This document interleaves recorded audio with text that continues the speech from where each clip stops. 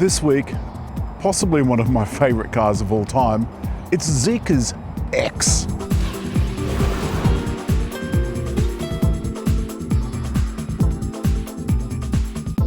If you haven't heard much about ZEEKR, you're not alone. It's another Geely brand. Geely also owns Polestar and Volvo, plus it has Geely models of its own. And this little peach is on the same platform as Volvo's EX30. But it is much more interesting. I put a post about this up on our Facebook page the other day, and it caused a whole bunch of hate, etc, etc, etc, because it's a Chinese brand. Well, do you know what? Tesla's Chinese as well. All of the Teslas that come to Australia are made in China. So, there you go. It has a great little face, but this rather disturbing wake-up tone. It plays music at you when you unlock it. And there probably is a setting to get rid of it, but I can't find it anywhere. This is the all-wheel drive version. It has massive 20-inch wheels and these really cool door handles. This is the key. Well, what passes as a key. So let's lock that. The mirrors fold and the handles. And if you just want to leave the key in your pocket, you can do that too. It's got walk-away locking and approach unlocking, but you can also touch the door handles. And to open the door, you just slip your hand in behind and pull to reveal this absolutely delicious cabin. Some have said they don't like it. I think it looks absolutely smashing. There's little cityscapes perforated into all the doors, and that comes alive and is the same color as this, but you can only see it at night. The rear is interesting with lots of little curves and a really interesting light show. Now let's unlock it.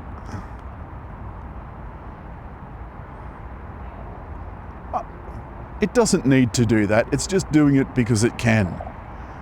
And at night, when the lights are on, the little ZEEKR lights up. This car's copped an awful bashing over the last couple of weeks because it's been raining cats and dogs, and those wipers sure have got to work out. The charging port is a manual door, and that's 150 max kilowatt DC charging. The boot is fairly generous, well, relatively speaking, for a smallish car. You can open it there, or from inside, or from the key fob. The seats fold down 60-40, and there's even a little underfloor section, and that's where we've got our manual. And that's actually quite deep. And there's a button up top because, of course, you don't need the lock and close button because you can just walk away after you lock it. There's a ton of room in the back. We've got some more charging ports, and the vents are here on the side. And although you can't see it, there's a little mark here on the door, and there's also a screen up here which does a display, though I can't work out how to make it turn on. It just seems to do it when it feels like it. It's this little smiley face. The front is absolutely gorgeous, and I think this is where the real quality can be seen. There's this gorgeous suede lining. This one comes with the mulberry color, which is also on the top of the dash, the rose gold metal highlights, and this lovely cream, soft covering. I've tried to figure out what this is. According to the manual, the thing that looks like a cigarette lighter is a bag hook. Next to it is a 60 kilowatt USB and a 27 kilowatt USB. There's a phone charger at the front of the handrest, and for some reason that does a tilt. You can see that the coffee cup holder is there. There's only one of them, but it's hinged, and when you pull your cup up, it brings the hinge up with it, which is a little bit awkward. There's a little pocket there in front. There's another bin behind, incredibly deep, and that's where the 12-volt outlet is. There's door pockets with bottle holders and little dimples, which I think look great, and a Yamaha system, and that Yamaha system sounds great. Even the speaker covers have got rose gold grills. The mirrors are frameless, outside and in. I don't know if you can see it, but just about there is the head-up display. There's a little Volvo style display here, a large screen around 14 inches there, and pretty much all of these things are touch sensitive, including this one, which is your DVR recording. Open the gallery and there's all of the recordings, including parking and emergency. All of those emergencies are on the racetrack from the launch. This works very much like a Tesla interface, and it's a little bit better than the Tesla one. The seat heating and cooling can be done either from this menu, where you can just then touch whichever one you want. You can also adjust the seats, and you can go from side to side. The air conditioning menu, just like a Tesla, and you've got various modes too. I've currently got it in swing mode, and it's keeping the air away from my face. That's not a feature I've ever seen in any other car, though I'm sure it exists. You can turn the 360-degree cameras on anytime. You can get to all your apps through the app button, including CarPlay, which is wireless, something Tesla doesn't even have. This is the gear control. It's also the smart cruise control. Wipers and light flash, still with those rose gold highlights. And then the steering wheel button, well, that couldn't be simpler. Microphone. And then this is just a little toggle that controls whichever menu you're in. So if you're doing smart cruise control, that will adjust the speed, etc., and the distance to the car in front. This one is a menu, and it adjusts whichever is on the right-hand side of your steering wheel mounted display. This thing is the driver monitor. And then there's the cute little hexagonal steering wheel, sort of hexagonal. There just is no nasty plastic. This is the standard of Chinese cars. Then the legacy brands are in real strife.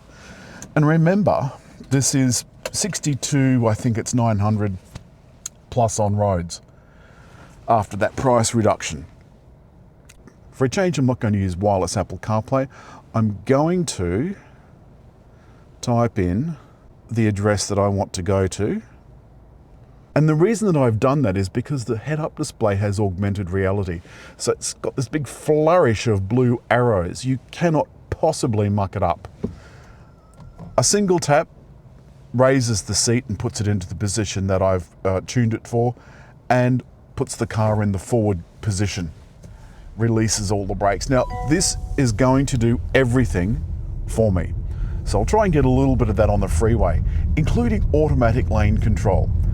The only one that I've ever seen work really successfully is Tesla. That works every time it says it's going to work, it works. Handling is quite soft. Of the Geely Group cars, the ZEEKR is meant to be the luxury version, as opposed to Volvo and Polestar, which are meant to be the luxury sports versions. And their ride generally is a little firmer. Remember, this is 3.8 seconds to 100.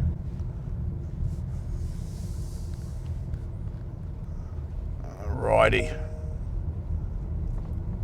It's bonging at me, but I don't know what is bonging at me for.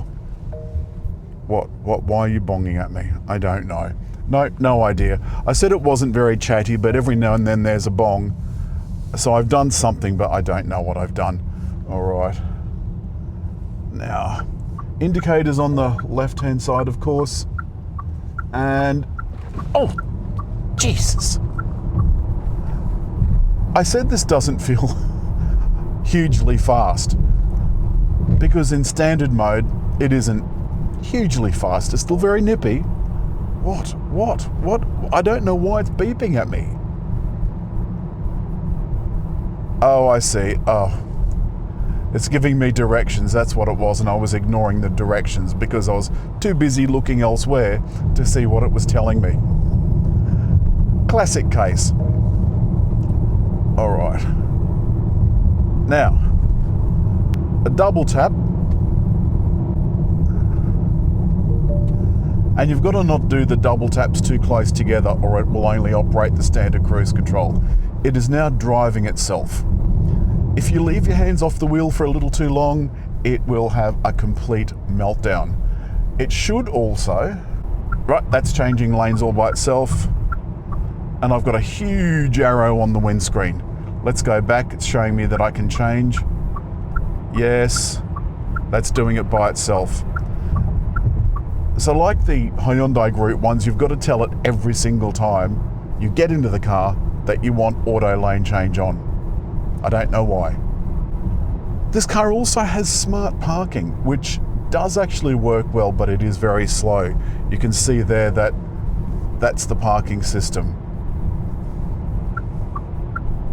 There we go again.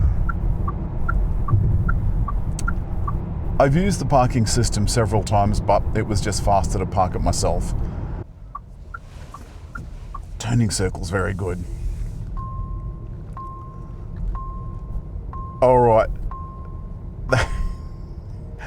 That's just told me that the battery is low. It's only got 80 kilometers left. So I have put a couple of charges into it. It is at 150 kilowatts, quite fast-ish. It was fast enough to charge the car while I was waiting. Okay, that's telling me that it thought I was too close to the car in front, even though my foot was on the brake. We do have regenerative braking, and you can adjust that in the settings. You can adjust everything in the settings. We did a trip down to Barrel. That's a couple of 100 kilometers, probably 300 kilometers return. The ZEEKR was absolutely perfect. It was lovely on the highway, mainly quiet. It was a joy to behold, easy to handle, and it was relatively, I say relatively, quick and quiet. That's all this week for the ZEEKR X all-wheel drive. I think it is an absolute peach. And those other brands had better watch their P's and Q's, because ZEEKR's coming after them. As always, hit like, leave a comment, and just over there to subscribe.